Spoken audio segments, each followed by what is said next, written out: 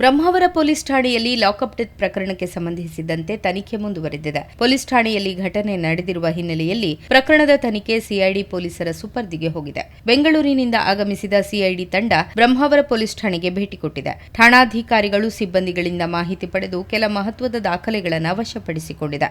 ಬ್ರಹ್ಮಾವರ ತಾಲೂಕು ಆರೋಗ್ಯ ಕೇಂದ್ರಕ್ಕೆ ಭೇಟಿ ಕೊಟ್ಟು ಮೃತ ಬಿಜು ಮೋನು ಮೃತದೇಹ ಪರಿಶೀಲಿಸಿ ವೈದ್ಯಾಧಿಕಾರಿಗಳ ಜೊತೆ ಸಮಾಲೋಚನೆ ನಡೆಸಿದೆ. ಕೇರಳದ ಕೊಲ್ಲಂನಿಂದ ಬಿಜು ಮೋನು ಕುಟುಂಬಸ್ಥರು ಬ್ರಹ್ಮಾವರಕ್ಕೆ ಬಂದಿದ್ದಾರೆ. ಘಟನೆಯ ಬಗ್ಗೆ ಕೂಲಂಕುಷ ತನಿಖೆಯಾಗಬೇಕು ಎಂದು ಕುಟುಂಬ ಬ್ರಹ್ಮಾವರ ಠಾಣೆಯಲ್ಲಿ ಪ್ರಕರಣ ದಾಖಲಿಸಿದೆ. ಕೂಲಿ ಕಾರ್ಮಿಕನ ಕುಟುಂಬಕ್ಕೆ ನ್ಯಾಯ ಒದಗಿಸಿ ನ್ಯಾಯಾಂಗ ತನಿಖೆ ಮಾಡಿ ಎಂದು ಕುಟುಂಬ ಒತ್ತಾಯಿಸಿದೆ.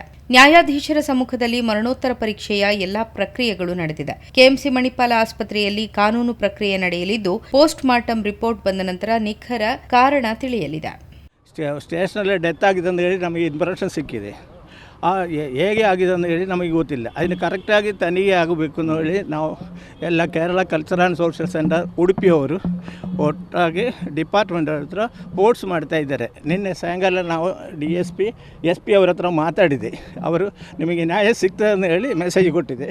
ರಿಪೋರ್ಟ್ ಬಂದ ಮೇಲೆ ಗೊತ್ತಾಗ್ತದೆ ಅದೇನಂತ ಹೇಳಿ. ಅದರಿಂದ ಅದು CID ಕೊಟ್ಟರು ಪರವಾಗಿಲ್ಲ. ಅದು ಬಂದು ನೋಡಿದ ಮೇಲೆ ಮತ್ತೆ ನೋಡ್ಬೋದು. ಎಲ್ಲರಿಗೂ ಸತ್ಯದ ಅರಿವು ಆಗಬೇಕು ಅಷ್ಟೇ. ಅದರಿಂದ